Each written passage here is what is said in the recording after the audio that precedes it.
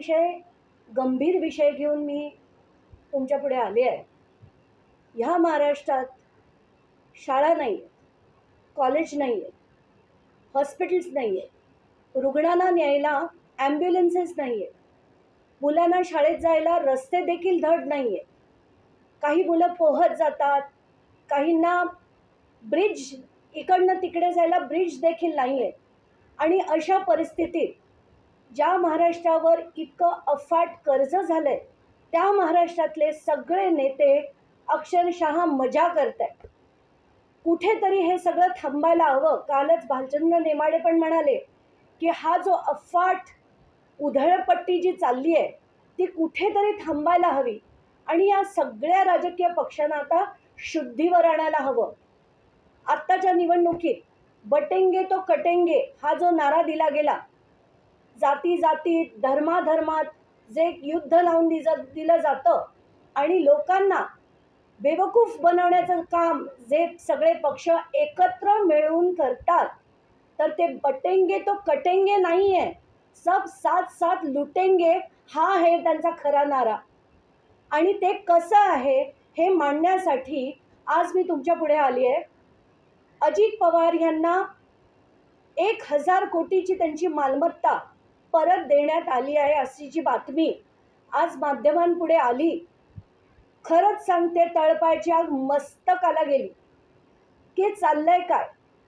तुम्ही आधी त्यांच्या मागे EOW लावणार, त्यांच्या मागे सगळ्या यंत्रणा लावणार, इन्कम टॅक्सच्या रेट्स करणार. 2021 जरंदेश्वर साखर कारखान्यावर रेड झाली होती आणि त्याच्यात फायर पॉवर नावाच्या कंपनीज जेवढ्या आहेत, ज्या सगळ्यांना माहिती आहेत, फायर पॉवर या कंपनीज ह्या सुनेत्रा पवार, अजित पवार यांनी सुरू केलेल्या कंपनीज आहेत. त्यातनं सुनेत्रा पवार आणि अजित पवार बाहेर पडले, पण आज तगायत हे त्यांच्या जवळचे नातेवाईक जे आहेत तेच त्या कंपन्या चालवतात. तर झालं काय हा विषय? आज जी ते इन्कम टॅक्सनी जे 1000 कोटीची मालमत्ता, ज्याच्यात मुंबईचं ऑफिस, दिल्लीचं घर, 27 जमिनी आणि जरंदेश्वर साखर कारखाना या सगळ्या प्रॉपर्टीज ज्या अटॅच केल्या होत्या त्या कशा सुटल्या आणि कशा सोडवल्या गेल्या हे तुमच्या पुढे आज आणायचं आहे. आणि हे अतिशय महत्त्वाचं आहे, विषय समजून घ्या. एक साखर कारखाना जरंदेश्वर SSK नावाचा साखर कारखाना जो होता तो 1999-2000 साली सुरू होतो. 2010 साली त्याचं NPA म्हणजे नॉन परफॉर्मिंग ॲसेट तो होतो, त्यांचं लोन प्रचंड मोठ्या प्रमाणात वाढतं, म्हणून महाराष्ट्र स्टेट कोऑपरेटिव्ह बँक हे त्यांचं ऑक्शन करतं. ऑक्शनमध्ये हायेस्ट बिडर कोण होतं? तर गुरु कमॉडिटी नावाची एक कंपनी होती. गुरु कमॉडिटी ही 10 वर्ष बंद असलेली कंपनी, ज्याचे फक्त ऑथोराइज पेडअप शेअर कॅपिटल जे आहे ते पेडअप शेअर कॅपिटल 6.5 लाखाच्या आसपास होतं. ही गुरु कंपनीमध्ये सगळ्या कंपन्यांकडनं पैसे येतात आणि हे पैसे आल्यानंतर आणि त्याच्यापैकी एक कंपनी जी शेवटची त्या ऑर्डरमध्ये, आणि आज मी हे जे बोलते ते फक्त आणि फक्त या इन्कम टॅक्स ट्रायब्युनलच्या ऑर्डरमधून बोलते आहे, कारण आत्तापर्यंत 38 डिफेमेशन केसेस मला 33 आधी खडसेंनी केल्या, काही भुजबळांनी केल्या, आता सगळ्या त्या केसेस आणि चमणकरांनी केल्या. महाराष्ट्र सदन स्कॅमवर मी बोलले म्हणून आणि लढले म्हणून. तर आज मी जे बोलते त्यात आणि डिफेमेशन केसेस होऊ नये म्हणून ही ऑर्डर दाखवून या ऑर्डरवरून एक एक स्टेटमेंट जे आहे ते मी तुमच्या पुढे मांडते आहे. आता या ऑर्डरमध्ये एक टेबल दिलेलं आहे. ह्या टेबलमध्ये कुठल्या कुठल्या कंपन्यांनी पैसे हे जरंदेश्वर शुगर मिल्स नावाच्या एका कंपनीत आधी ट्रान्सफर केले. तर पहिले ओमकार, शिवालिक अशा. तर आज मी जे बोलते त्यात आणि डिफेमेशन केसेस होऊ नये म्हणून ही ऑर्डर दाखवून या ऑर्डरवरून एक एक स्टेटमेंट जे आहे ते मी तुमच्या पुढे मांडते आहे. आता या ऑर्डरमध्ये एक टेबल दिलेलं आहे.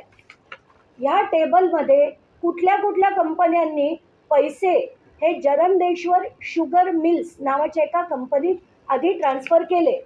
तर पहिले ओंकार, शिवालिक अशा अनेक कंपन्या आहेत. शुभम इन्व्हेस्टमेंट, चिनार इन्व्हेस्टमेंट, हे शुभम आणि चिनार या शेल कंपनीज आहेत, डुबियस कंपनीज आहेत. प्रीमियम देऊन त्यांनी शेअर मनी गोळा केला आणि ते पैसे त्यांनी गुरु कमॉडिटीमध्ये टाकले. आणि सगळ्यात महत्त्वाचं नाव, point number 6, Jarandeshwar sugar mill private limited. तर ही Jarandeshwar sugar mill private limited ही कंपनी काय आहे हे आपण समजून घेऊया. याचा जो पैसा आला तो कोणी ट्रान्सफर केला? आता यांनी सगळ्या या 5-6 कंपन्यांनी पैसे गुरुमध्ये टाकले आणि गुरुनी बिडिंग करून जरंदेश्वर साखर कारखाना मिळवला. ज्या दिवशी तो साखर कारखाना मिळवला त्या दिवशी लीजवर ही 6व्या नंबरची जी कंपनी आहे त्या कंपनीला तो साखर कारखाना लीजवर देण्यात आला. एवढंच नाही तर लीज बरोबर त्यांनी एक पॉवर ऑफ अटॉर्नी केलं आणि Jarandeshwar sugar mills private limited ज्यांनी खरं 20 कोटी गुरुला दिले होते त्या कंपनीला तो साखर कारखाना देण्यात आला लीजवर. आणि त्यानंतर काय झालं बघा.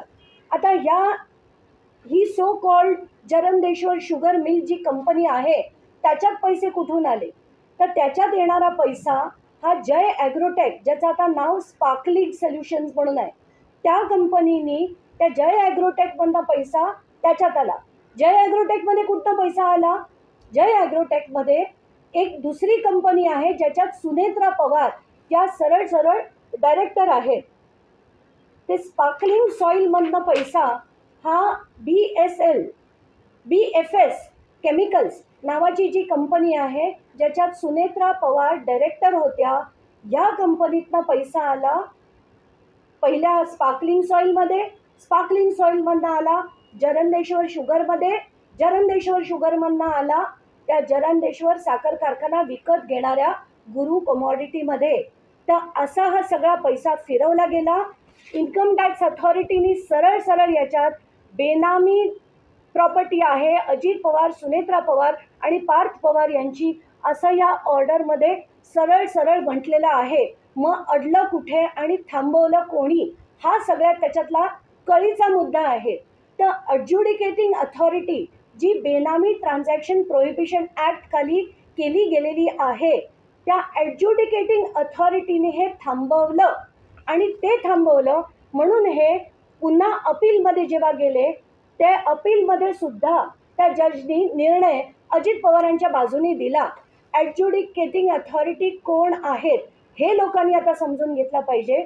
तर ॲड्ज्युडिकेटिंग अथॉरिटी हे IRS ऑफिसर्स असतात, हे डेप्युटेशनवर येतात आणि ह्याचा कंट्रोल हा सेंट्रल लॉ मिनिस्ट्रीकडे आहे.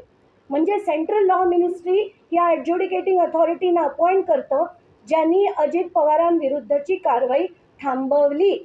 आणि ही थांबवली तसेच ते मग ते कशाला जातील?